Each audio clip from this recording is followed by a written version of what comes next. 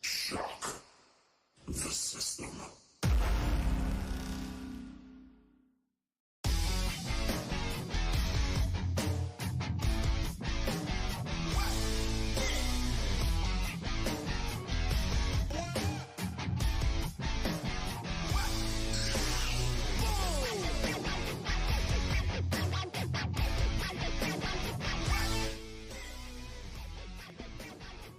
Okay.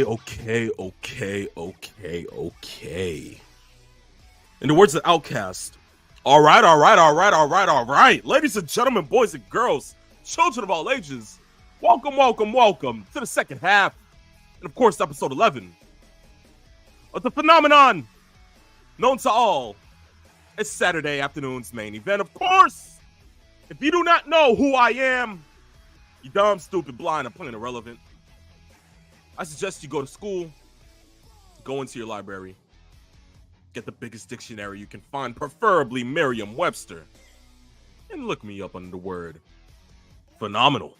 Yeah, ladies and gentlemen, it is I, the phenomenal one. Of course, here on Saturday afternoon's main event, I'm not joined alone because, of course, I have my co-host, the one, the only minister of the I Digresses, the one and only deep voice dynamo, the man, the myth, the legend, the limousine riding, jet flying, kiss stealing, wheeling, dealing, son of a gun, who is not having a hard time holding his alligators down. So, ladies and gentlemen, boys and girls, children of all ages, give me 2 claps and a peep snake. Woo! There we go. There we are. Here we are. We've missed everybody here. Deep Voice Dynamo, my partners here once again. We cannot have a wrestling weekend without a Saturday, and we can't have a Saturday without Saturday afternoon's main event. So here you go. We're here for you, and we thank you for joining us both. Of course. Ladies and gentlemen, boys and girls, children of all ages, within the past 2 weeks, not being on the air, of course, we're back here to go ahead and give you guys laughs, good times, and all the wrestling news possible. And we thank you guys for going ahead and tuning in on Twitch, Twitter, YouTube currently as you are, or just watching it as you may be watching it. Look, you guys, the fans, have done so much for us, and we greatly appreciate it. Peeps, the greatest thing of all. Records are always made to be broken, right? Okay. Tell me how. The most recent reel that we had posted on Instagram, most recent regular meme, just a regular meme, broke the daily viewership record for Saturday afternoon's main event by 20,000 people. That it actually reached within a span of 24 hours. Peeps, we're booming. Business is booming as usual, and we're doing what we do best. Yes, just got to do it like the old Hollywood Blondes, right? Reel it in. Reel it in. Exactly right. Well, ladies and gentlemen, boys and girls, children of all ages, we're going to go ahead and get started here on Same. But, of course, the one good way to get away all the topics that currently happen today. But, you know, when you hear this, you know it means one thing and one thing only, right, peeps? Yes. Okay, ladies and gentlemen, boys and girls, children of all ages, it's time for Wrestling Crash Course. Peeps, will we begin? Let's do it. All right, say no more. First and foremost, ladies and gentlemen, the one thing that we said would have never happened. The one thing that I vexed and completely demised happened. Adam Copeland is All Elite. Peeps. Yes. Adam Copeland.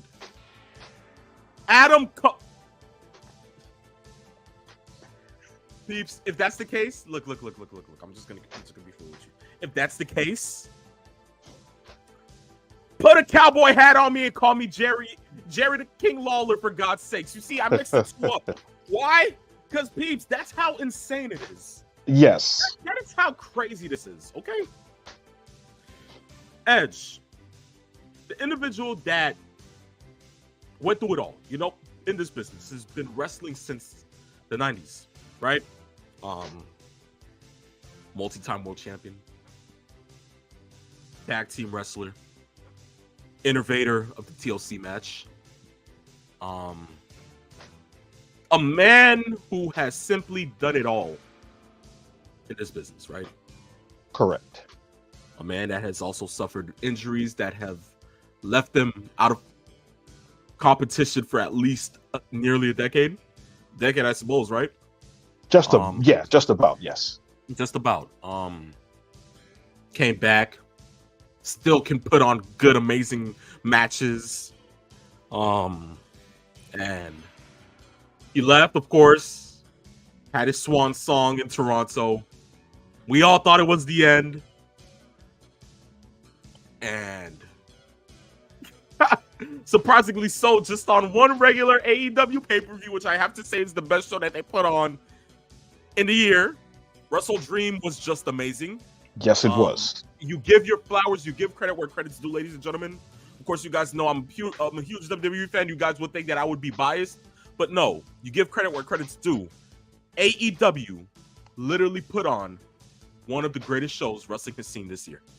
Yes. And honestly, match of the year candidate added to my list on top of Kenny Omega 1 and Kenny Omega 2. Okay. Mm-hmm. Zack Sabre Jr. versus Bryan Daniels. Mm-hmm. I Yes. kid you not, peeps. Forget it. Yes. Added to there. But above all that, Mm-hmm. Christian Cage and Darby Allin main eventing the show. Great, perfect, fine, whatever. Then comes brutal, skinny, dip crap Nick Wayne to hit Darby Allin over the head with the belt, cost the man the match. But whatever. Now they're about to deliver a concerto to Sting. Sting! I just had to go ahead and do the Adam Copeland stick. I'm sorry, peeps. I'm sorry. But before all that would have happened, lights get cut. We get to see a little vignette. Then you begin to wonder what the heck's going on. Of course, I wasn't watching the show. I was watching the Jets go ahead and fumble a loss on Monday Night Football because of the refs. But I digress. Mm-hmm. First one of the day. First one of the day. Yeah, why not? That is number 118 on the year so far. Wow. Okay, ladies and gentlemen, we're moving for real. Jeez. But as I was saying, pardon me, 119. I stand corrected. 119. Yes. Lord help us. But out of nowhere, you see the vignette. You see him. You begin to wonder, is that really him? Then he starts driving the car down the street. And then you get that low shot of him, the car, tarmac. And on the tarmac, it says rated R. You're just like, oh, okay. And then cut all of that out. Lights come back on inside the arena in Seattle. And you surprisingly hear Beth Phoenix's voice say, "You think you know me?" And Metalingus echoes through an AEW show. Actually, it's "Do you think you know him?" Him. That was it was intentionally redone with him saying, "So you think you know him?" Oh, so there you go. Yeah, they're really trying to avoid the copyrights to the trademarks. Yeah. You would suppose. And out of nowhere, Metalingus begins to echo through a Seattle crowd. And out comes the rated R superstar. Yes. You would think he was going to go ahead and deliver a concerto to Sting. Instead, he swung the chair at Nick Wayne. You know, like literally did the whole Sabu bam to Luchasaurus. Yes. Starts to fire up the recoil and bang spear on the hardwood floor. Then delivers one to Nick Wayne. Still ends like that, where he shakes hands with not only Darby Allin, but also Sting. Yes. Jesus. And then, even better, right? The better part out of all of this, I have to say, peeps, is the show after. You know, like casually. Well, I could say that the show after was where it really was at. Because Yes. Dynamite. Oh man, Dynamite was something else. Yes. Dynamite really was something else. Because peeps, mind you, we're sitting here and we're wondering, what is this man gonna say? What does he have to say? What does it really matter if he has something to say? We were just second guessing everything, right? Yes. And peeps, the man sits there, calls out Christian. Christian comes out, tells him, look, I had to do what I had to do. So please forgive me, but I'm here because we have to team up again against the likes of FTR and the Young Bucks and show them why we're inarguably one of the best tag teams this world has ever seen. Yes. Christian Cage looks at his TNT championship. Yes, TNT championship now, of course. Yes. Looks at the microphone, looks at Edge, looks at the people. Well, my fault, Adam Copeland. Because Tony would have been like, oh, and then, you know, I'd have to pull the MJF, whatever. But Yeah. Christian looks at everything, looks at his best buddy or former best buddy, gives him a hug. You think it's all good? And he does the Roman Reigns thing where Roman gets the hug. And he's like, no. But instead, Christian Cage, of all people, goes, puts the mic right next to his mouth. I thought he was going to say something about Judy or Edge's dad or something. But instead, it's the go bleep yourself. Yes.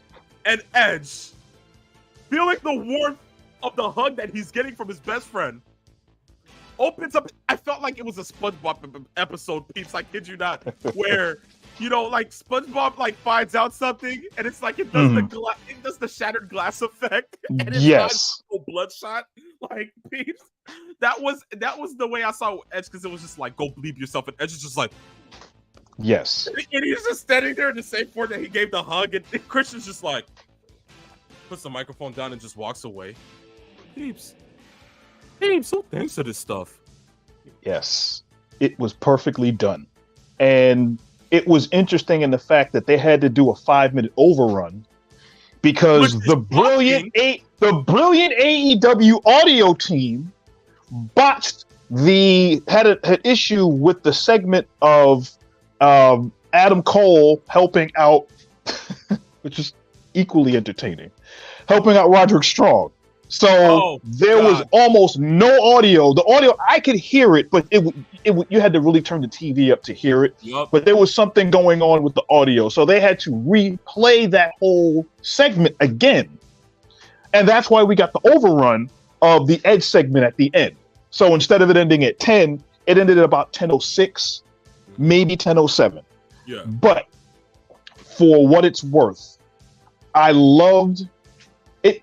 It goes to show you exactly how important Edge is going to be to that AEW roster. Excuse me, Adam Copeland, because right now he is still to this day one of the best promos you can hear.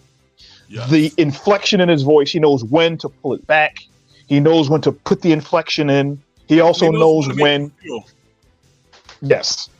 And that is what I think a lot of the wrestlers in AEW will learn from him going forward. And some of the things that he talked about, that he touched on in the promo, really hit home as far as his relationship, and looked at the camera and said, the reason why I'm here is basically, as I told my two daughters, they said, go have fun with Uncle Jay. Jay Riso being Christian Cage's real name, he said Uncle Jay. So that whole thing worked. And then the camera work, the camera angles, the look that Christian gave him, the stoic look on his face. And then he gets into the ring and looks at him. And then, like you said, the hug that he gave him. And then the go F yourself. And then walked out. That's all he had to say. That was all that was needed. That's all that was needed. It was short, to the point, and poignant. But it made you, I felt some type of way, because it was like when Adam Copeland literally said, Sting, the guy that you had the poster of, that you literally took with you to the barber, just so she could cut you with that Yes. same haircut. Yeah, you had the ball sides and the bad head. I was Lex Luger. That was us. And Yes, so we got a Luger reference in AEW, folks. That's what happened. Yes. Peeps, the look on Christian's face when he heard that, it was kind of like it looked like he was kind of putting. And on top of that, we got a Judgment Day reference. Yes. A Judgment Day reference, peeps. Yes. He literally Yes. said they will go, because me, from prior experience, they will go ahead and suck all the knowledge out of you and then turn on you in an instant. Yes. Like, what the heck is going on? Peeps, Yes. in 2023. In 2023. This is Yes. what's going on in wrestling. This is Bizarro World. This for those that are trying to find an equivalency. These are the kinds of things that happened during the Attitude Era between WCW and the WWE, or back then the WWF, where every other week somebody was crossing over. And it wasn't just some ancillary player that was maybe not. No, it was a major person. Like, we remember when Jericho showed up on Raw and had the confrontation with The Rock. We remember when the Radicals of Benoit, Malenko, and Eddie Guerrero and Perry Saturn were sitting in the front row and then showing up. Those are the kinds of moments that you get. And it was like a two-parter. The pay-per-view on Sunday. Don't forget X-Pac coming back after Mania 15. Yeah. Don't forget hosting on Eric Bischoff. I mean, Yes. yeah, peeps, look. We're back in the stronghold. This is great. Yes. These were the days that people, if you are just following wrestling within the last, I'd say, 10 years, these are the feelings that fans got looking at their product and saying, although we've criticized Tony Khan he's taken on a lot of contracts and taken on a lot of wrestlers, especially guys that came from the WWE. The difference is, it's not the quantity of people that you're getting. It's the quality of people that they're going to get. And those guys have to be showcased in the right way. Adam Copeland is going to be one of those guys that is going to be in the mix for a lot of things. I don't see him in the title picture of anything for quite some time. At least we hope that that's not the case. You build him slowly and ingratiate him with the AEW fan base who knows who he is, and kind of separate Edge from Adam Copeland and give you who he is in AEW long enough for you to recognize, you know what? True, he was in another promotion for 25 years, but he is no longer there. Here's the value to this product and all of the pieces that are there, because he's got Christian he can interact with. And this can go either way. The feud between them, they could team up. They could both at some point be faces. They could both at some point be heels. Everybody knows if Edge is... this is going to happen a lot until we can get to Adam Copeland. But I'm going to tell you right now, at some point, Copeland is going to turn heel. Oh, it's not happening anytime soon. When heel Adam Copeland shows up, then we're going to start to talk. But right now, but it's not going to feel the same, peeps. It's not going to feel the same. You know why? You know why I say it's not going to feel the same? Because I can't look at a heel Adam Copeland that doesn't rip out his hair. Yeah. You know, it doesn't make any sense. Yes. I have to see the conniving Adam Copeland ripping out hair. You know, he's got plenty of time to grow it out. And what I think is going to happen is this is going to be the evolution of what a heel Adam Copeland is going to be. I mean, how is he going to show that up whenever it happens down the road? Sometime next year, whenever it happens, if it happens at all. We'll see what happens. But I'm loving the vibe around the storyline, how it's being approached. And this may actually explain one of the main reasons why they accelerated the whole Darby Allin, AR Fox storyline, because they knew at some point they were going to be able to bring Adam Copeland in. And then they inserted Christian into the feud and pulled Swerve away from it to add Copeland there, and then kind of elevate Swerve, because I think Swerve is he's got bigger prospects on the horizon for him as far as being in the card.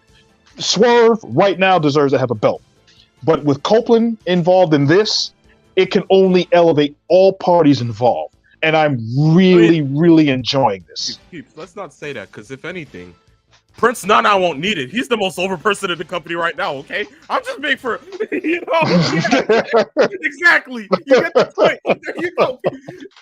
Guys, this is what we mean by bizarre world, because never in my wildest dreams Yes. would I think that in 2023, I see Peeps Nate doing the Prince Nana swerve dance. Ain't no way. What? Oh, Yeah. Wow. Exactly. That is, okay. It's bizarre world. Yes. Bizarro world. But to Adam Copeland, we hope all the best. It is the beginning of a new chapter for everybody here in pro wrestling. Yes. We're ready to see what he can do. We're ready to see the feuds. We're ready to see the storylines. Bring it on. We're here for it. Yes. But here's one thing, right? Before we get to this person being on SmackDown next week, let's say this. Adam Copeland's going to be having a match with Luchasaurus this Tuesday. Because Dynamite will be on Tuesday. Yes. Because I heard that it's Tony Khan's birthday and that it's Title Tuesday and that it's going to be a great show, ladies and gentlemen, due to the fact that... That's right, guys. Yeah, thanks, guys. But, mind you, there's another show on Tuesday. That is NXT. Yeah. Peeps. Oh, that's right. Yeah. The same NXT show that grew more than Dynamite last week.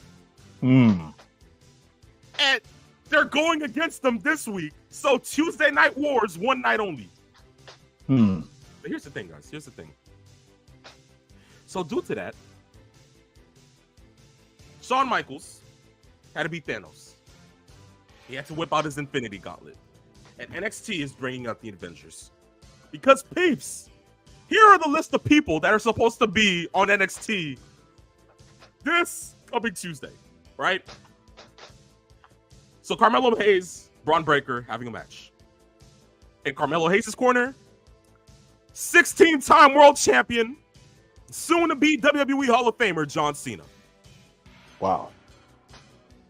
In Braun Breaker's corner,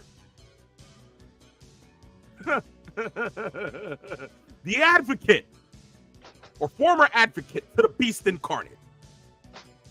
Special counsel to our tribal chief, WWE Undisputed Universal Heavyweight Champion of the World, Roman Reigns. The wise man, Paul Heyman. Wow. We're already at 2. Roxanne Perez will be taking on former WWE Women's Champion, Asuka. That's 3. Jeez, this just keeps getting worse and worse. After this, peeps, All right. Cody Rhodes will be making an announcement. Now, here's a special announcement on NXT this coming Tuesday. But peeps, guess what? Like the dude in the OxyClean commercial or any other proactive commercial that we would see on television, we're not done. Peeps, it gets worse. Okay. I mean, it gets worse. After this, I don't get it. Because I had to pay $220 to see this, man. $220 to see this, man.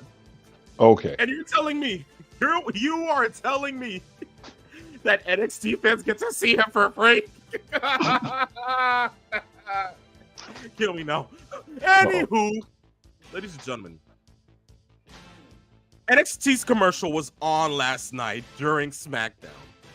And once the commercial was over, they ended it off with a gong. A gong, ladies and gentlemen. A gong. Yes. A gong. Yes. A gong. And a very loud, pronounced gong, too. It wasn't like a Freudian slip.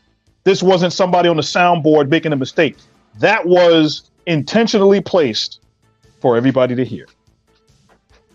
So, ladies and gentlemen, yes, The Undertaker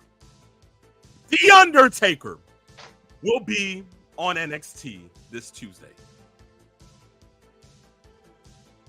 How in the hell, peeps, Peeps, NXT is looking to break the Nielsen record this week. Yes. They're gonna do more than Raw and SmackDown combined. Yeah. This is no longer NXT. This is NXT WrestleMania. Okay? Yes. This is like the go home show to SummerSlam. Peeps, this is holy crap. You're Yes. telling me just to go ahead and stump the debut match of Adam Copeland? All this. Man, Yes. WWE's petty, peeps. They are petty. I am glad you said that. I am so glad you said that because I'm going to pull out something. It is not something that reeks of awesomeness. At all. See what I did there? Zing. There you go. Here we go. It is absolutely, they know what they're doing. Mhm. And this also goes to show you, this is just my personal opinion. Internally, it's one of two things. Either they don't respect AEW, or they kind of fear AEW on the come up with Adam Copeland being on the show. It's one of those two. Now, it's obviously a convergence of different things. The sun and the moon and Saturn and all of the stars and everything has to line up perfectly to get this kind of a booking, to know that you're going to be on a Tuesday versus your competition, which actually chased you to Tuesday about 3 years ago. That how bad that NXT was getting pummeled in the ratings by Dynamite just a little over 3 years ago, where they had to move them from Wednesdays to Tuesdays.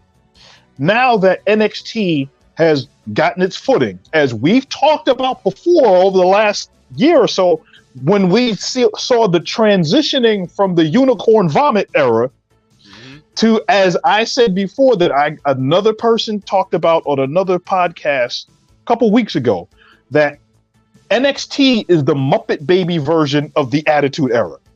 Yeah. And I kid you not, they're following that archetype to a T, because we're getting stars that look like they could be out of the Attitude Era. The booking on NXT is as such. But as you so eloquently stated in the title, that NXT is bringing out the Avengers. Not only is it the Infinity Gauntlet out there strong, I think they put Infinity gloves on. I think there's twofold. So if the left one doesn't get you, the right one will, and they're hitting you from every single side. Exactly. Peeps, the comment section is going berserk, not only on YouTube but on Twitch as well. I mean, the Phenom says NXT is the main show. Bro, he says Taker, Hot Rod, yes sir. Phenom Yes. says fans win at the end of the day. Yes, they do. Once again says, for once, I agree with the Phenom. The fans win indeed. But no, Taekwon is on the other end. And we know when Taekwon comes in, it means it's a pipe-bomb comment. But here's what he said. He said, Hunter, hey, yo, I know we said Chicago next month, but pull up to Orlando. Imagine. Ooh. Oh. You know what? We're going to get to that later at the end of the show. That's the last topic for the show, but I see what you're saying. And then he wants it. This, Peeps, you remember when I sent you that photo of the group chat? Taekwon, I didn't even have to say nothing. Our fans think alike. Taekwon said, Triple H learned alchemy to revive Chris Benoit. Wow. I'm throwing in the green flag on that one. Throw it in, Peeps. Throw it in. Oh, man. Oh, man. This is insane. But this is what the WWE wants. In a world where they are now promoting the fact that the Austin Theory Rock interaction got 150 million hits on YouTube. This is the world where they're promoting their show, not just on television through cable, but they're also getting it from the other side to leverage the audience and their viewing habits on social media, and combining all of that and letting everybody else know, guess what? Not only do we have all of these great NXT wrestlers and stars that are here, and we're doing some really good off-the-wall storyline stuff, but also look at all of the things that we have going for us on the opposite end. We're going to add, on top of this chocolate cake, we're going to put some more sprinkles and a cherry and a little bit of whipped cream on top of all of that. That's what they're adding. And now NXT has kind of pushed all of their chips, and they've gone, all in. AEW, they went all in a while back. Now let's see when the rubber hits the road, what are they going to do to enhance each other? Because now the ball is literally in AEW's court for Tuesday. That's true. I need to see banger upon banger. I need to see something insane. I mean, for God's sakes, you know what? You know what? Sony, just to get some ratings, just put Mercedes Moné inside the ring and just be like, I don't know. I wouldn't put it past Tony Khan to do something like that. I wouldn't. They want to bring out everybody. They want to bring in the kitchen sink. They want to bring in the legends. You go ahead and do something even crazier. Yes. If NXT is bringing out the Avengers, then the WBD has to bring out the Justice League. If that's what they want to compete. DC, you see where I went there? DC. There you go. For God's sake. Yes. Wow. But, ladies and gentlemen, that's the end of that topic. So, let's see what happens this Tuesday, because I know I'm going to be multitasking. Oh, this is going to be great. But, after this, we just got word that Triple H will be on SmackDown next Friday. Okay. Peeps. I don't know if this is because, are we going to split the tag titles now? I don't know if this is because we're getting a new title. I don't know what the case is. Someone said on Twitter last night, they were like, wouldn't it be just funny that he just comes out, stands right in the front of the ring, and he's just like, guys, you know what? Screw it. Let's not wait. Here you go. And out of nowhere, you hear Cult of Personality echoing through the arena. Like, we don't know what's going to be going on. But he's supposed to be on SmackDown. If it's to promote War Games, if it's to bring out William Regal to do it, even better. I don't know. But now we know this. But peeps, what do you think we should expect?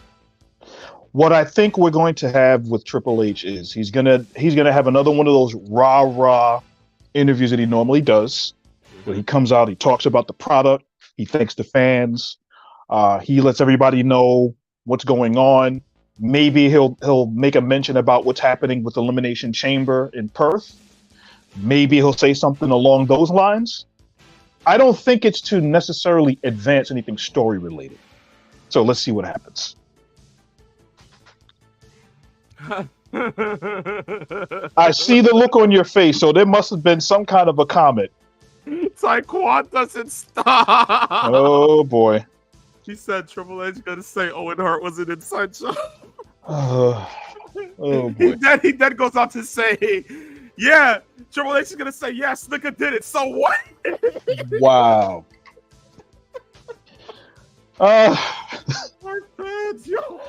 Oh man. Wow. I tell you this, they are in tune, that's for sure. But they are. What do you think is going to happen? These guys are saying Bloodline versus Judgment Day at Survivor Series. Fion says announcement Cody to SmackDown would be my guest. Well, it's got to be big already. It's got to be big in the sense that Triple H only shows up. I know exactly what it is. I know exactly what it is. He is going to bring in the new light heavyweight championship. I'm playing. I'm messing with you guys. No, we are not bringing that advancement back to the WWE. No way. But honestly, what I honestly think, I do think it is going to be promoting Survivor Series. It's going to have to do something with Survivor Series. Yes. Because, of course, Fastlane is tonight. We know that thing that we saw in the ring at the end of the show with Cody, LA Knight, Jey Uso, and who else was it? John Cena. That wasn't just no regular type of thing alongside them facing the Judgment Day and the other two people of the Bloodline.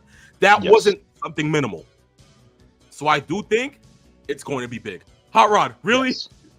Triple H is going to say Vince McMahon is an asshole and walks away.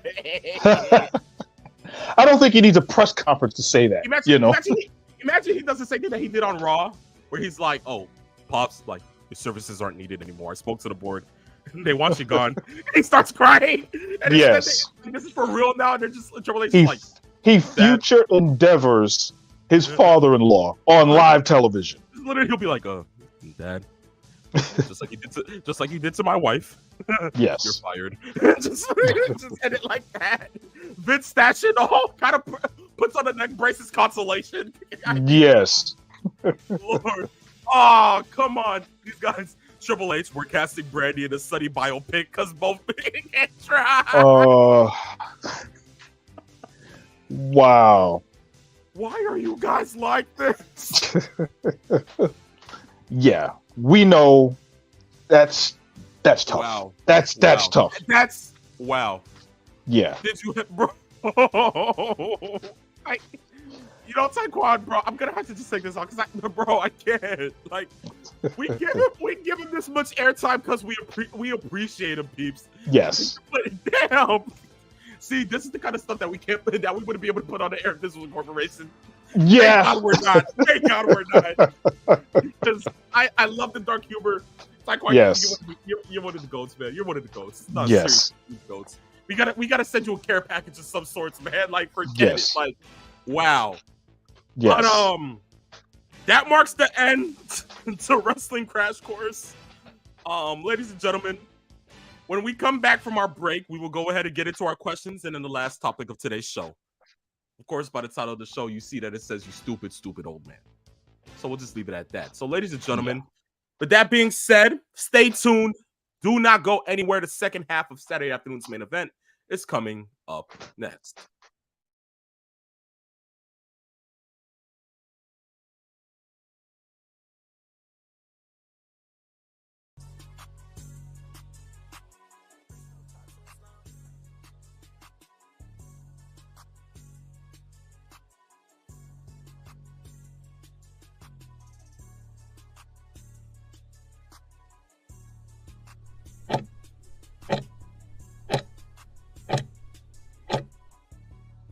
Ladies and gentlemen, boys and girls, children of all ages, welcome back to the second half of Saturday afternoon's main event. Of course, it's a phenomenal one alongside Mr. Peep Snage.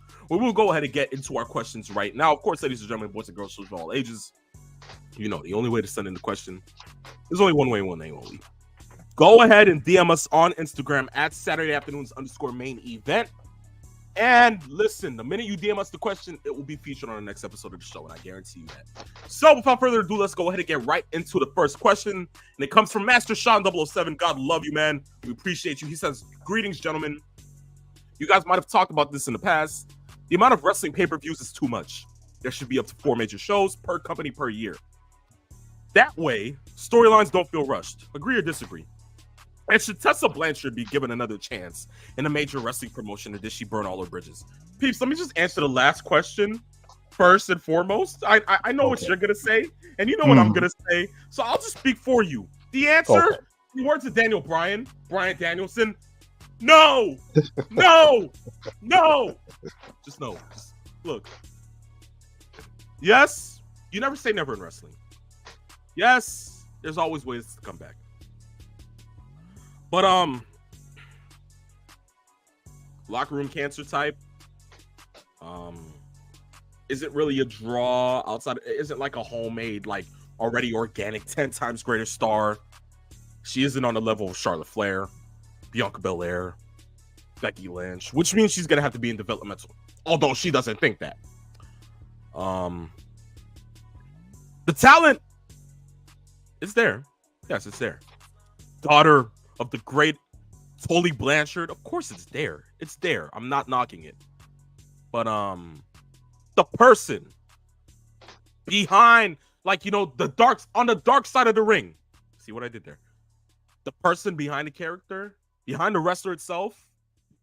I mean, judging by the way that nobody has picked her up, yeah, bridges are burned. Nobody wants her there at all. Like, I don't think a second chance. Like, how many chances should be given? You know, like, it's like, come on now. Like, we know certainly fair and square, it would have to take a major real apology. But even then, do you think they would want to take the risk? Obviously not. I don't know if I'm wrong on what you. If this is what you were gonna say, peeps, let me know. I mean, I may. Well, I'll equate it to this.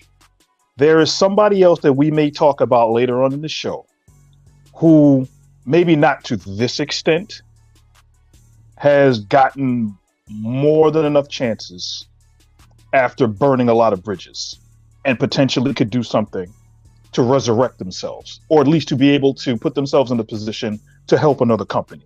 So I'm not going to bury Tessa Blanchard in that sense. But when Tessa Blanchard was one of the hottest free agents out there, where she was within an eyelash of signing the WWE until a lot of backstage things happened on her way out of Impact Wrestling after, mind you, winning the Impact World Championship from Brian Cage. Mind you, keep that in mind. She had no ceiling. Everything was going to the roof. And she burned, as you said, a lot of bridges. A lot of instances happened with things that happened when she was in Mexico, things that happened when she was in Japan, things that happened in Impact, things that happened in other promotions, in Shimmer, and all of the other promotions that she stepped and stopped in. Don't forget the Performance Center incident. That Yes. kind of shoots down. Yes. Yeah. So there was a lot behind that. That is the issue with why you don't hear. And now, mind you, Tessa Blanchard has not been in a major promotion. It's been almost 3 years. So think about that. And about the length of time that I've been with my partner on this show, that's about the last time we really talked about Tessa Blanchard. Tessa Blanchard, yup. So I think she has to, if she isn't already doing it, some introspection to see where she belongs in this business, and even outside of the business, just herself, because we don't know her personally. So I can't impugn her or indemnify anything that person who she is. But based on the interpersonal relationships that we have seen from other wrestlers that she has dealt with, the image isn't that good. And that's, I think, the biggest detriment to her joining up with another company. As far as the first question, as far as before we even get to the first question, because the first question is a little more serious. Okay. Taekwon. Okay. Had this to say. Hogan said it. Why can't Tessa? Oh boy. You know where he's going? He's like New York let Fat Joe say it. I'm not gonna put this out there because it does include some natural bigotry words. I can't really. He said Good. Tessa bleep Ricochet. He said Tessa bleep Ricochet. Her racism is deserved. Look at that. Then he's like, let's be honest, phenomenal one. Who looks more natural saying the word Tessa Ricochet? Exactly. Yeah. Ricochet stares at the mirror and practices being a Negro. Why? Wow. Why? Well, I tell you, Taekwon is on point today, man. I tell you that. Never misses a step.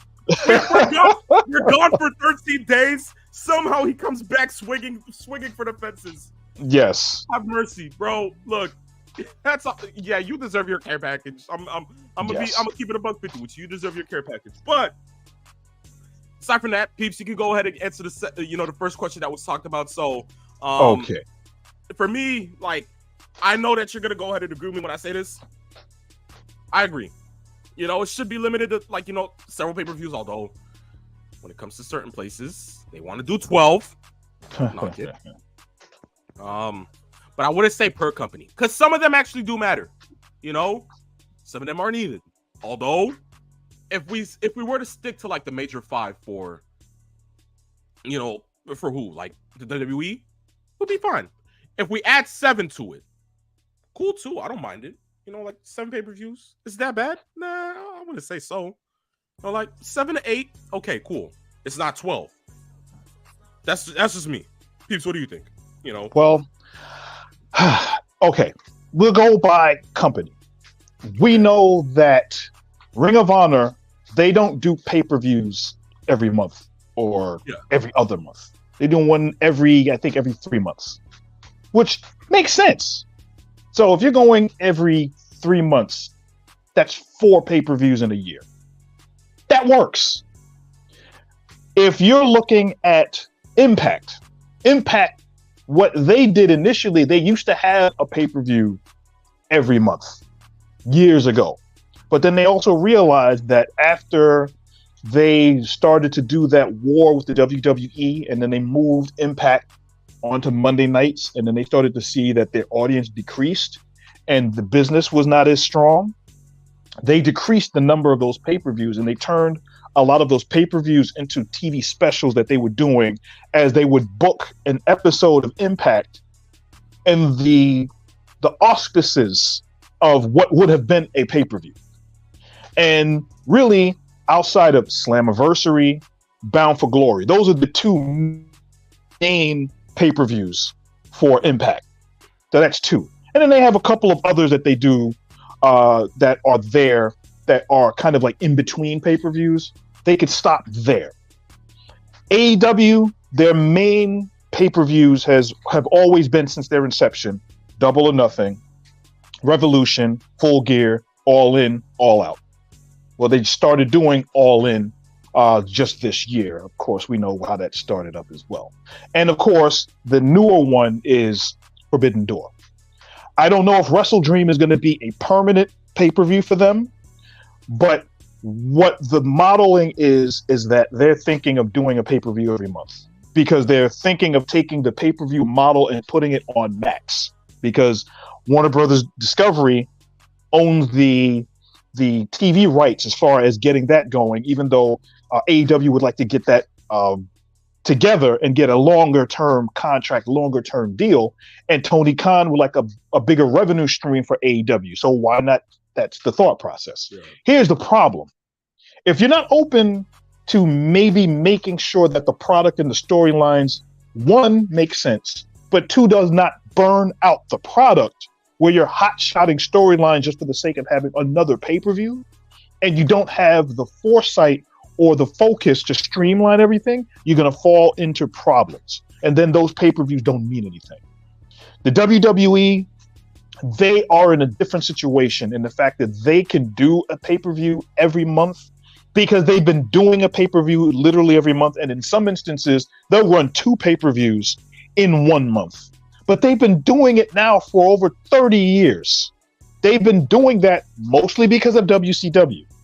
And that WCW model actually pushed the WWE to change their pay-per-view modeling, because when WCW was up and running, especially when Bischoff started to take over, he actually consulted with Mike Graham, the late Mike Graham, who was actually there in the company. How do we get this going?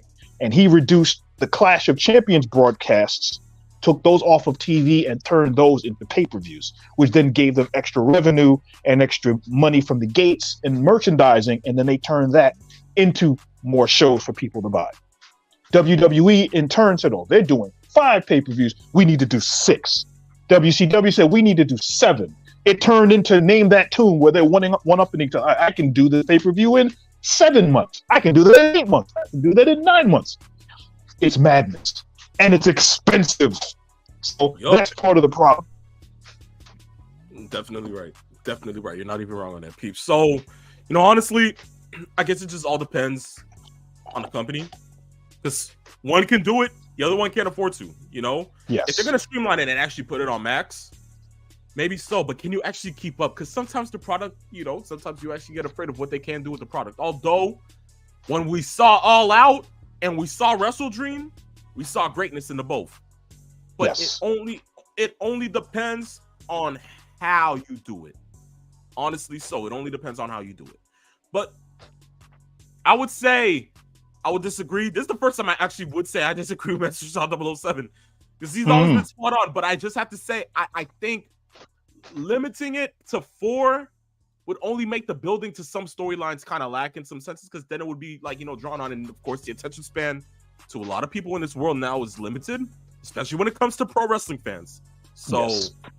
I would say that it has to be done in certain instances where you can have the pay-per-view to go ahead and end the feud. Not every, 3 months to sit there and be like, okay, yeah, let's have the pay. I don't think it'd be possible. But it forces creatives to think long-term and be creative. True. I think of guys like Dusty Rhodes that did that kind of booking where there was a long-term plan. Vince McMahon many moons ago used to have long-term planning. So I think that you're definitely right in the sense that a lot of today's wrestling fans have the attention span of a fruit bat, and they won't remember anything that happened past yesterday. See, Taekwon said, Phenomenal One just called y'all slow in a nice way. I didn't say anything about them being on the spectrum. Now, calm down, Taekwon. I'm just saying. They don't all catch on, okay? Not everybody's going to sit around for a whole, 3-month feud just a way to end that quick. Because not everybody is on the same creative team that has been working the Bloodline story. Just saying. That is true. Just saying. But that being said, Master Sean 007, great question. We appreciate that question. one. From there, we're gonna go ahead and go into the next one, and that one comes from Long Island Isaiah. He says, Nick Khan sizing C. Montgomery just to sign him is funny as all hell. LOL. Mm-hmm. Talk about it. Mm. Tombstone City Adams says, Christian Cage, PWI most hated wrestler of the year. Well, without question. I wouldn't not, peeps. Without question. The man's work recently has just been spot on amazing. I'm Yes. not gonna lie to you. I'm not gonna sit there and knock it. You know, it just reminds me of it reminds me of MJF when he first started. You know, like, jeez, the man is amazing heel. As a heel, I don't want to switch it because, of course, we remember the charismatic tweener that was in TNA. You know, Yes. What is it? What's the capital of what? What was the what's the name of that country? I know I'm close. Like, peeps, help me out here. I feel like I'm laughing. I know what you're talking about, and it completely slips my mind. It's been a while. I know what you're talking about. Oh, what's the capital of Thailand? Yes. Bangkok. It's just, Yeah. This is not like an LA Night Twitter right now back in TNA days. Yes. This is like all out heel. Like, Yes. peeps. Yeah. And he's doing devious heel stuff. He's saying things, he's going out and doing things, and then he's doing the chicken crap heel stuff where he will bolt from the ring and hide behind people. And I think the greatest part of it is what he did with Luchasaurus, which further makes Luchasaurus' character look like a complete idiot, because Luchasaurus won the TNT championship and allowed Christian Cage to walk around and call himself me the champ. I'm the champ. And then convinced him to have a handicap match, although it was supposed to be a 3-way, where he could win the belt to take the belt off of Luchasaurus, which is a masterful plan.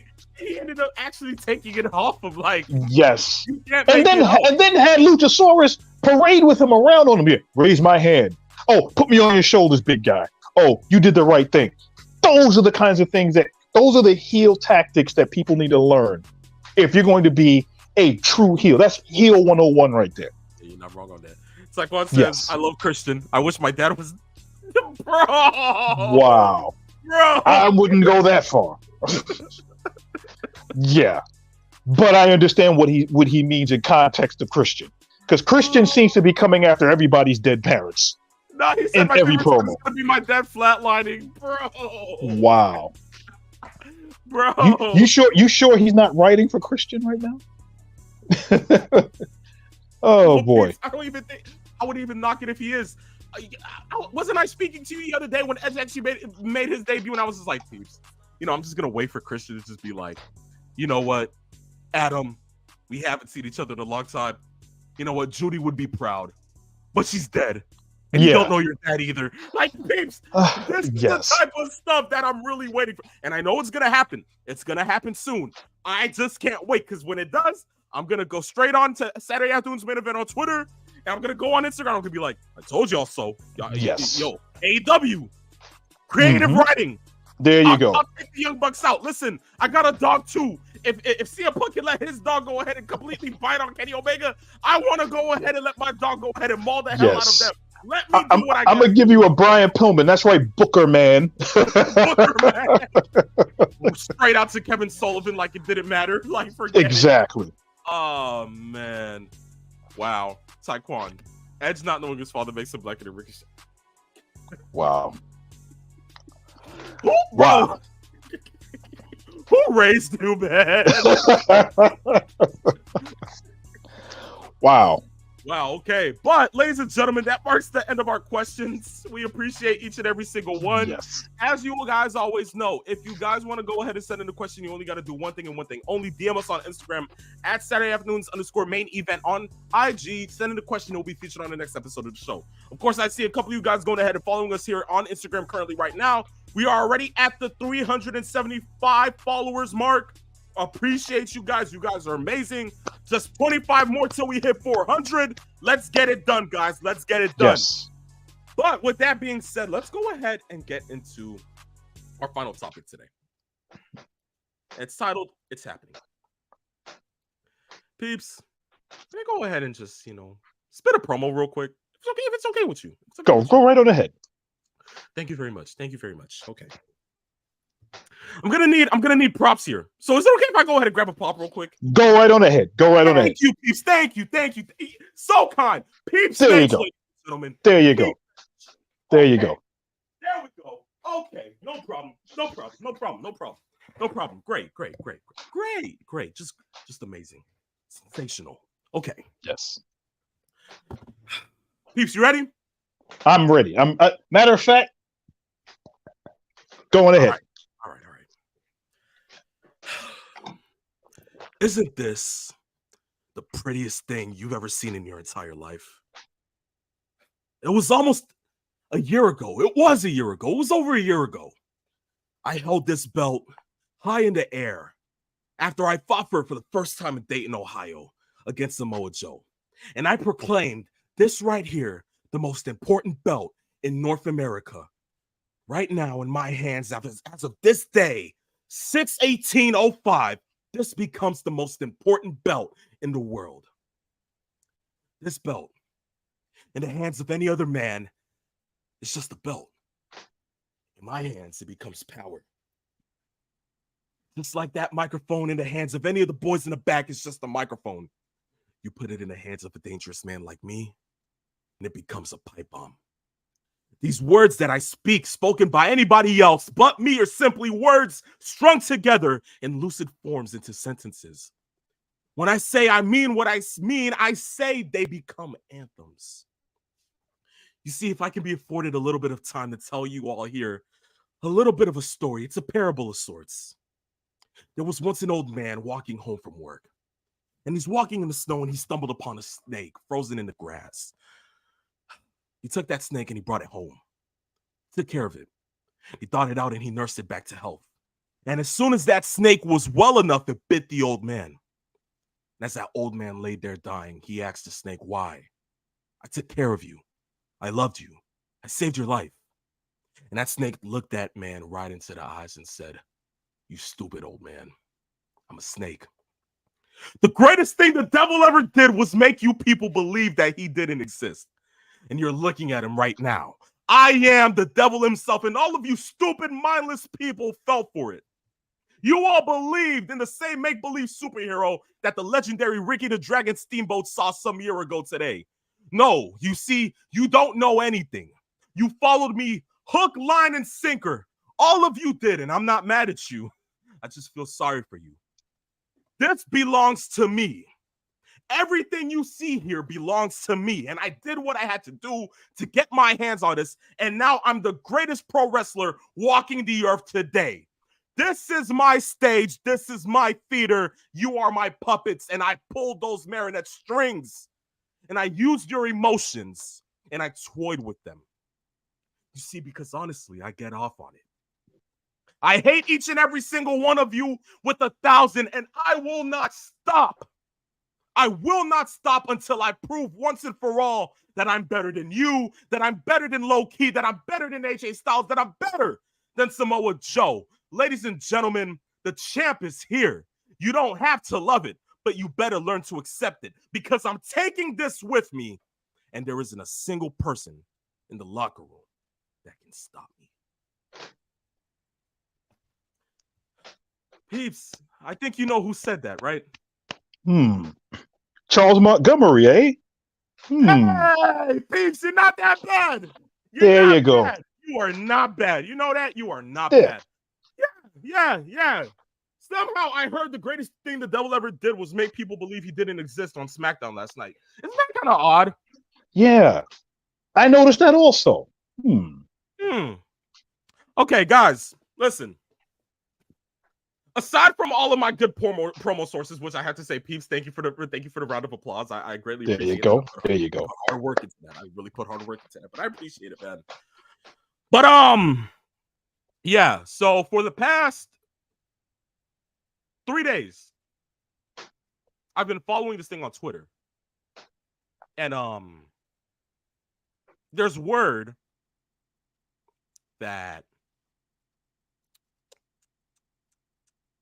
CM Punk is close to signing with the WWE.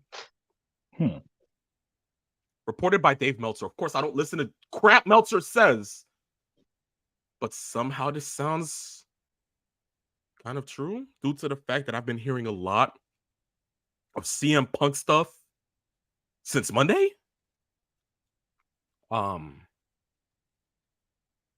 It's just like, I don't know. It sounds odd. It sounds weird. As I was explaining this to peeps, the same man who pretty much left the company in 2014, said that he was never coming back.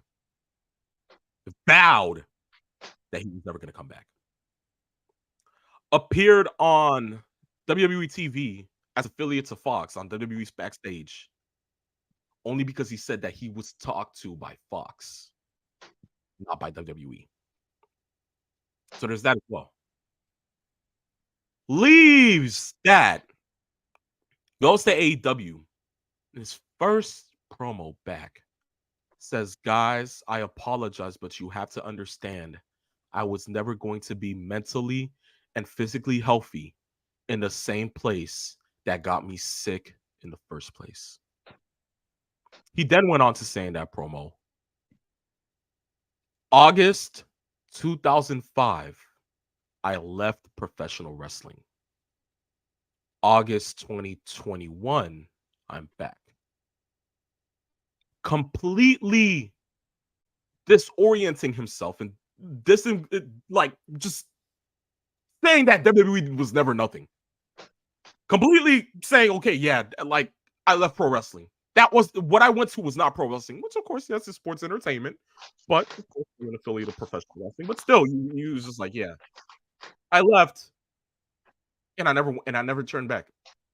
And when you went to AEW, literally said back.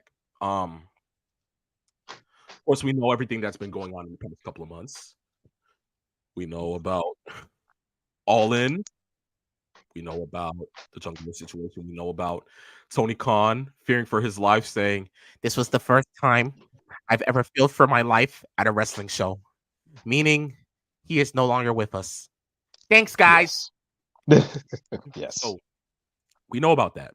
But what we also know is that Nick Khan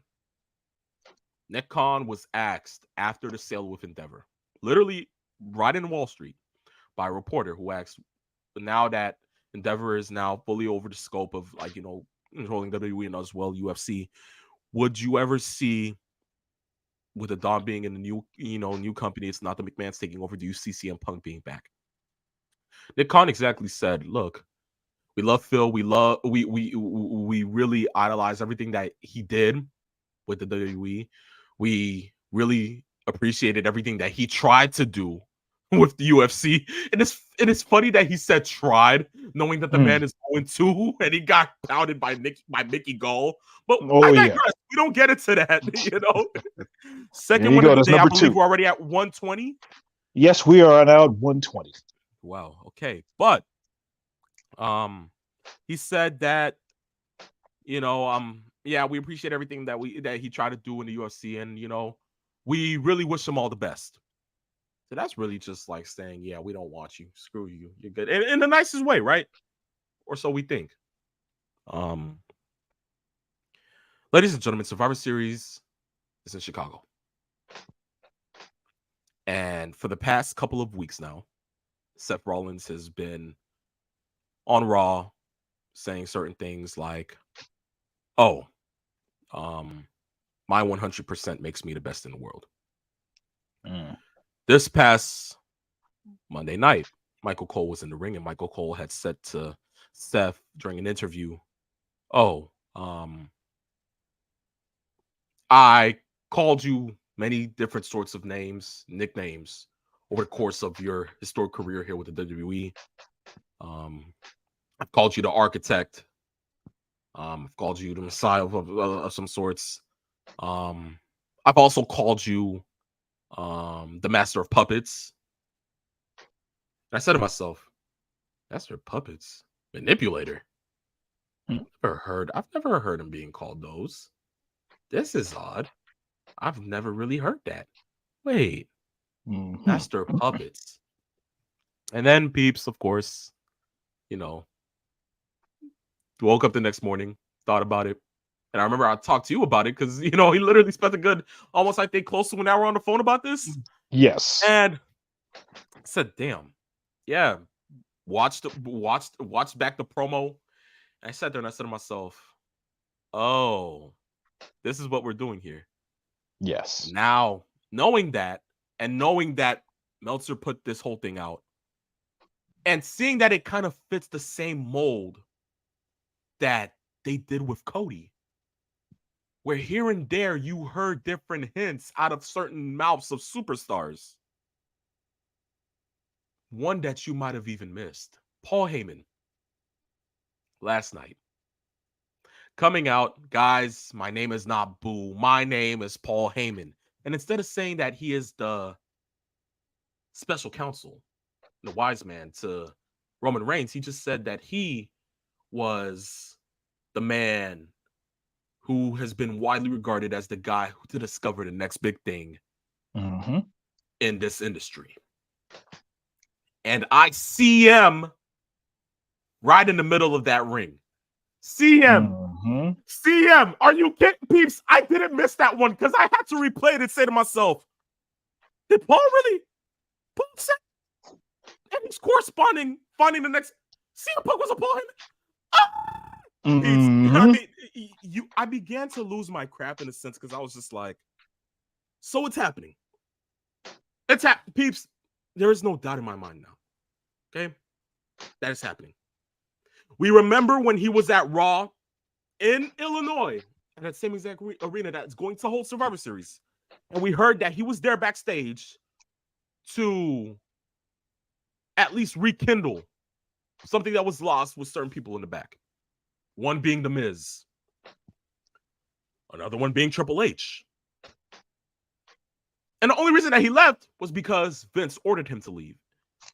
And I fear that Vince didn't ask him to leave because, he didn't want him there. I feel that Vince asked him to leave because Vince didn't want to deal with any legal issues. That's what it had to be. Because, of course, Punk was under contract. He's in the territory of another wrestling company. Of course, they don't want no part in that. Understandably so. But something tells me that we all know Vince. Vince isn't the type to fully go ahead and let go of something. He's not the type to hold a grudge, especially when it comes to making money and when it comes to business. And I feel that Triple H, Nick Khan, and anybody in Titan Towers keeps the same business model. So, peeps, with all of this news and everything that's been going on in the past couple of months, especially with this week, I'm honestly telling you now, mark it. October 7th, 2023, 1:11 p.m., the Phenomenal One makes this decree. CM Punk will be at Survivor Series in Chicago. Without a shadow of a doubt. I believe it's going to happen. I know it's going to happen. I have the feeling it's going to go down. What are your thoughts? What do you think? What is your whole thought process about everything that's been going on? And do you believe that CM Punk will be at Survivor Series? I wouldn't have believed that the chance would be there a week ago or 2 weeks ago. The only thing that came close to maybe something like that happening is, and I brought this up a couple weeks ago, was when CM Punk was doing color commentary at an MMA event, and the guy was asking him, "Well, what are your plans and what are you going to do for the future?" He said, "Well, I don't know. See me in 2 months, and I'll let you know then." Then the 2 months was going to lead him into November, since that was made last month. It's now October. So I was like, oh, he's just being Charles Montgomery, just saying things. It's just CM being CM. He's just saying things to rile up the fans and be a troll. That's what we thought. And then we're starting to hear these little nuggets here and there, especially like you just stated on WWE programming. People are starting to say things here and there. I just read a report literally earlier this morning that is saying something along the lines of CM Punk being in WWE is as close to a safe bet as can possibly be gleaned. And I did not believe something like this would have happened even a week ago. There seems to be more and more credence to this stuff happening because we're starting to see a lot more kind of like dark Easter egg mentions on television, catchphrases, and Corey Graves saying it on commentary about the devil and everything that he said, where we know that's in reference to CM Punk. Of course. The Michael Cole instance, the Paul Heyman reference, the Seth Rollins kind of sort of reference. Those small little subtle things are either going to be digs at Punk for no reason, or there is a reason why that stuff is actually happening. And there has to be, it's not a coincidence. It's a confluence of all of these things happening all at once that points to Chicago for the Survivor Series and everything that we've been seeing and everything that we're talking about. And I don't know how it will work. I don't know if it can work, because it's just speculation right now. We are only going on what we think may happen based on some of these loose reports. But let's play devil's advocate here. And let's say it does happen. How would they book CM Punk? What would they be doing with him? And the first thing that pops into our mind is what we talked about a little earlier when we talked about the SmackDown Avengers DC Comics meetup in the middle of the ring with the Bloodline and the Judgment Day kind of teaming up to go ahead and become the Legion of Doom as they went up against the Avengers, yes, and the Justice League.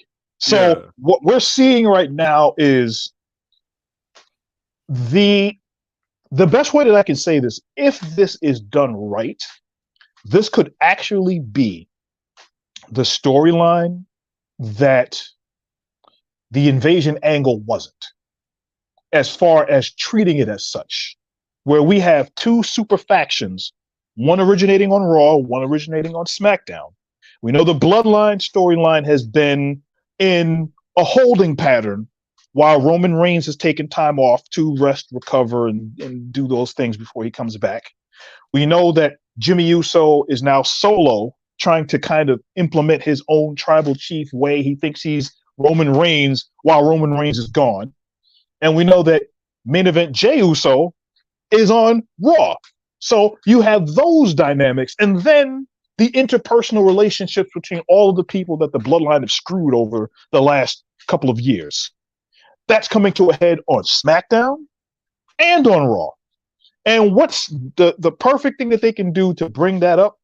You throw in all of these people that had these issues that is going to kind of slow everything up, because we know you're going to ratchet up the storyline intrigue around January, because we know Survivor Series is like, we're almost near. We're almost going towards Tampa, because that's where the Royal Rumble is going to be. And that is going to properly accelerate the storylines towards WrestleMania. And how do you do that? You got all of these players involved, interpersonally connected, and then you just plop a Charles Montgomery Punk in the middle of all of that. And then you try to figure out how that works within the framework. Now, do they need Punk? No, they don't need Punk. As a matter of fact, Punk probably needs them more than they need him. Yeah. But the reason why I say that is CM Punk's power is undeniable as far as merchandising. Mm-hmm. His name sells tickets. His attention can sell ice cream bars anywhere.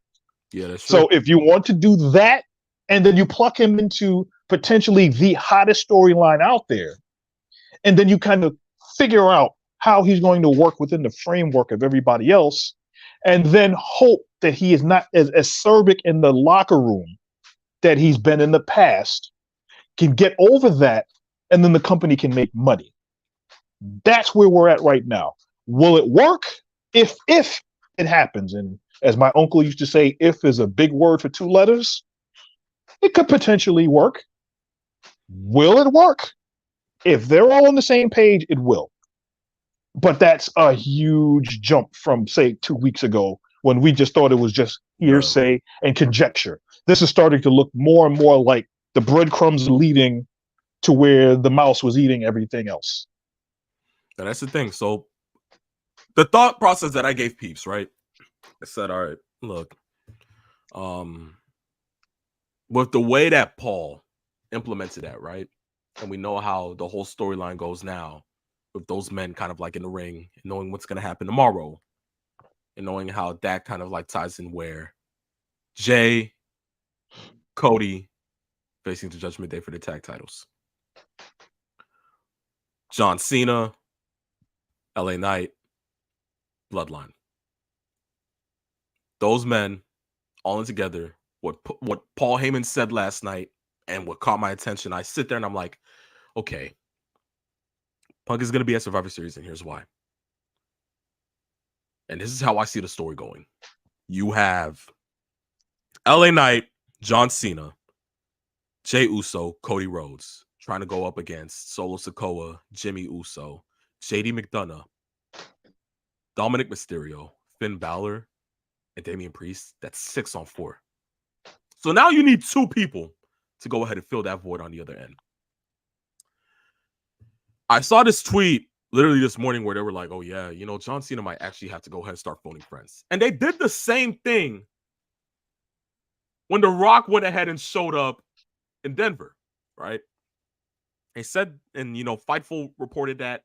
And Fightful, we know how Fightful can be reliable. So we don't have to knock that out of the park. But with them saying that now, it's like, okay, friends, people have seen us pass. The one person that I see them actually going ahead and giving the return to before Survivor Series would be Randy Orton. They're going to implement, like, Orton's going to be coming back. That's what I'm seeing. And he's going to be with that team. Because we already know Randy Orton's on SmackDown. We've been hearing, you know, news about him going to the Performance Center, working out, trying to get back into the groove of things. So we already get the feeling that, you know, maybe so, that can be one of them. So let's say it is Randy. So that now leaves you with 5 people. And you sit there and you wonder, okay, so how are you going to go ahead and implement Punk then, Phenomenal One? Here's how. Those 5 men carry the torch for the next coming weeks. There would be 4, you know, about 9 weeks left till Survivor. Build the hell out of it. Let's build the hell out of it. And 2 weeks left, you're going to have one of the guys, maybe even Paul Heyman. Paul Heyman, Roman Reigns in the stronghold. Roman's going to be like, you know what? Team's already big enough. I don't have to do anything. See, if this was the past, my life would have been harder as a pro wrestler. But now that I'm the tribal chief, I do whatever I want. But mind you, remember who was the first person to actually speak about wanting to work less dates in a WWE promo? Wanting to say, look, if I was champion, I would have wanted to go ahead and work less dates. That would have been easier with my time. Then Roman, who said on a regular interview one day, he was like, yeah, you know, Punk really did make my life harder as a pro wrestler back when he was around. But if it's for business, I would want to go ahead and put it aside just to go ahead and work with him. Now, peeps, Roman goes ahead and says that. That plants the other Easter egg. So now he says, I don't have to be a part of, this Survivor Series team. So it looks like 6-on-5 works perfectly well. Cena, Randy, and Cody. Leave LA Knight, leave Jey Uso out of this. Those three men look at each other and they're like, okay. He doesn't know what we have planned. Cena grabs the mic. Cena says, look, if we have to face you 5v6, we'll do it. But you know what? If there's one thing I know, and if there's one thing that my personality has always unraveled to me, personality, see what I did there? Mm-hmm. Anytime I've needed a friend, they've always had my back. There's just one thing I know about business is that it'll always pick up when I have them around. So if it comes down to these individuals, I know I got it. If it comes down to adding somebody else, it makes it even better. But one thing I do know, we will come out of Survivor Series victors. Fast forward to Survivor Series, right? Whether it be War Games, whether it be tag team, traditional, whatever it is. If it's going to be the way that I assume it's going to be, then peeps, here's what I think. If I think it's War Games, you do the Kevin Owens NXT angle. Everybody's in the ring. Cage goes ahead.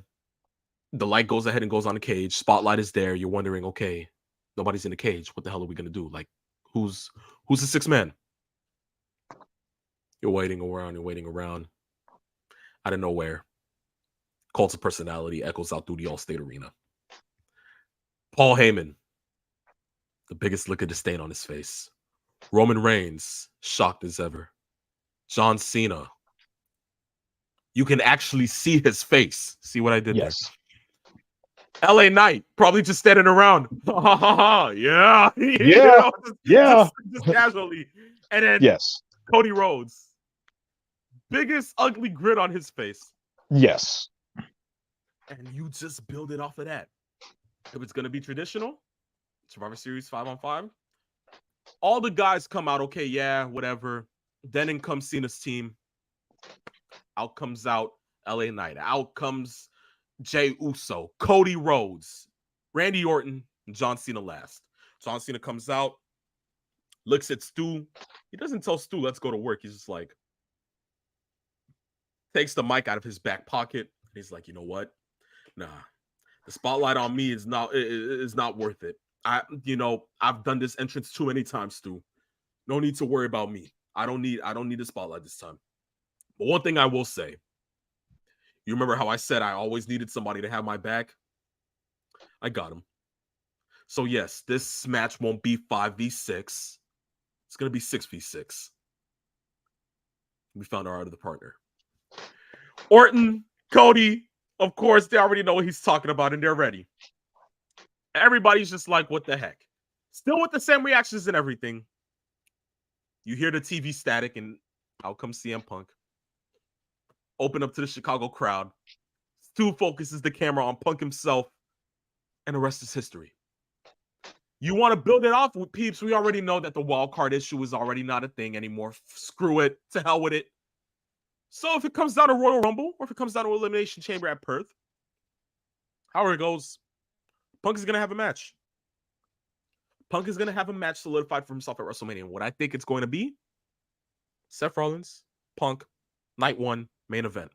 Give the man the main event that he's been wanting and theming for the past how many years? The one thing that is left on his bucket list, right? That is true. And to think, CM Punk was WWE champion for well over a year and never main evented a WrestleMania. Never. Peeps, time is now, right? I think so. And there's your Triple H reference for Friday. His time is now. Well, there you go. Well, peeps, let's just wait and see, right? Yes. That's what we as wrestling fans always do here. So let's just go ahead and give it a chance. Just wait to see. Bro, and while we've been here, Taekwon has just been Taekwon just doesn't stop. I don't know how to okay, so let's just start here. So he's like, okay.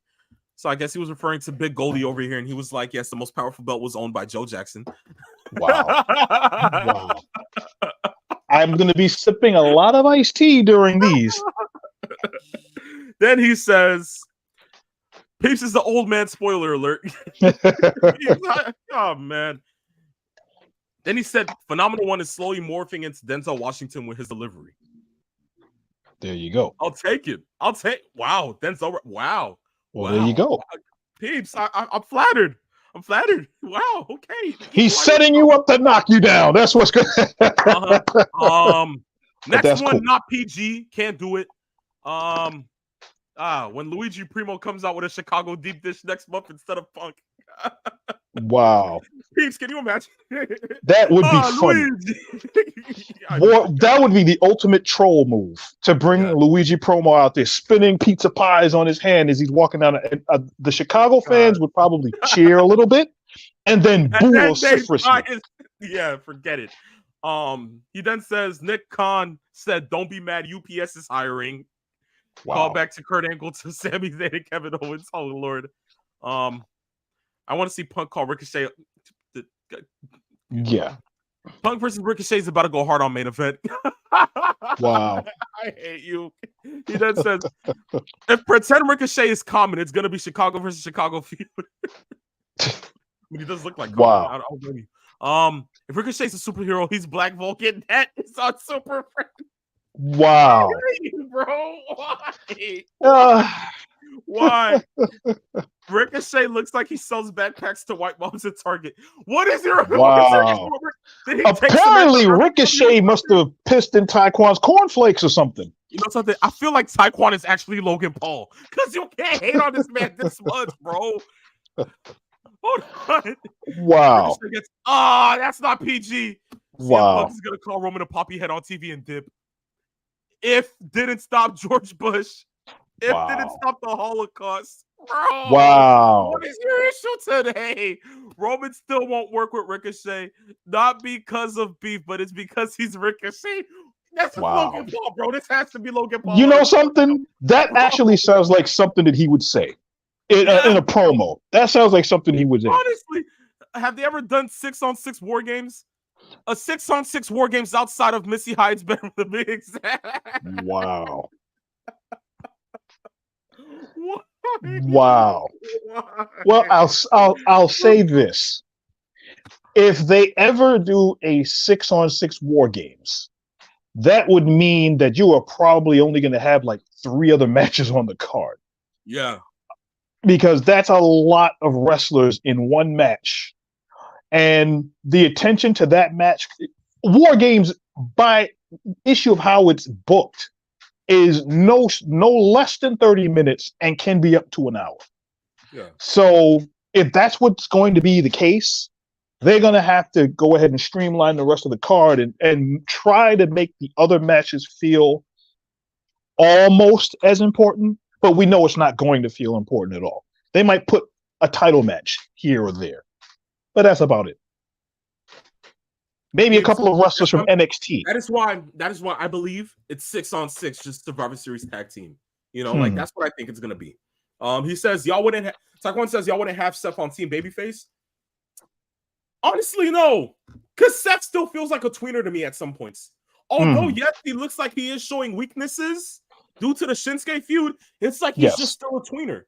He's like I'm still of the mindset, if this was done right, that Shinsuke should win the belt from him.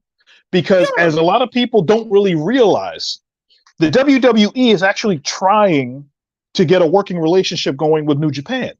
Yep. And if that's the case, then Shinsuke being world champion, even if it's for a brief moment, makes sense. They did it with Jinder Mahal when they went to the Indian market. Yeah, when they went to the Indian market. But everybody and Jinder had the belt for 6 months. People forget. Crap on that, peeps. Everybody crap on that, to be honest. And we know why. But let's also really call it what it is. Jinder was champion for 6 months. Think about that. Yeah, but it was like a 1 month there. Champion, though. Yes. We actually want Shinsuke to be champion. That's the vast difference. Yes. He's putting in some of the best heel work that he's done in the what 8 years, 9 years he's been in the WWE. I mean, the work that he did with AJ up until I think it was Backlash or Money in the Bank, I kind of didn't like it Yes. because then they just started making him look like he was some type of like Asian Goldberg, if you get what I mean. Like Yeah. the low blow, and then when Yeah. Renee would go up to him like, Shinsuke, why did you do that? Don't speak no English, and he just Yeah, laughs yeah. and walks away. Like, who does Yeah. that with one of the best heel workers that New Yes. Japan ever saw? What Yes. something like that, you know? So Even his Ring of Honor run was better in some instances. yes, Remember when he came to Ring of Honor for, I think he was there for like maybe on and off about a month, 6 months, going between New Japan and Ring of Honor. Even some of those matches that he had were really, really good. So yeah. I mean, yeah. So Seth, no, I wouldn't have him on it, but as I said, you know, Punk, Orton, that's my call, that's my take. Peeps, you know, we as I said, we just have to wait and see. But honestly, Yes. I'm stoked because Yes. now the one thing that I didn't see coming might actually be happening. CM Punk Yes. back in the WWE ring. Potentially. Got to remember, you got to put Yeah. allegedly. You got to put allegedly in front of it Yeah. because it's not Yeah. nothing's confirmed Yeah. yet. It's allegedly going to WWE. Peeps. Yes. Peeps. I mean, for God's sakes, wrestling in 2023 this year has to be marked in the record books. I mean, I don't Yes. know how else to put it. You know, this is Bizarro world. bizarre world. But before I say anything else, this is what we're ending the show on. Okay? Okay. Let me just start the music now, just so we already know that this is what the show is ending on, guys. Because I'm not playing around with this. Like, this is like we're really ending it on this. Okay? Saquon went ahead and said this. Orton's back got blown out. There's no difference between him and Pinky. Go to hell, man. Ladies and gentlemen, boys and girls, children of all ages, this marks the end of Saturday afternoon's main event. Oh man. Like, peeps, why? Because now if there's young people watching us, they're gonna be like, Mommy, who's Pinky? And you know the dad's gonna be sitting there like, You don't know nothing about that. You don't know anything about that, boy. You don't know anything about that, boy. Yes. Let me go to leave my search history real quick. Like, bro, damn it, Taekwon.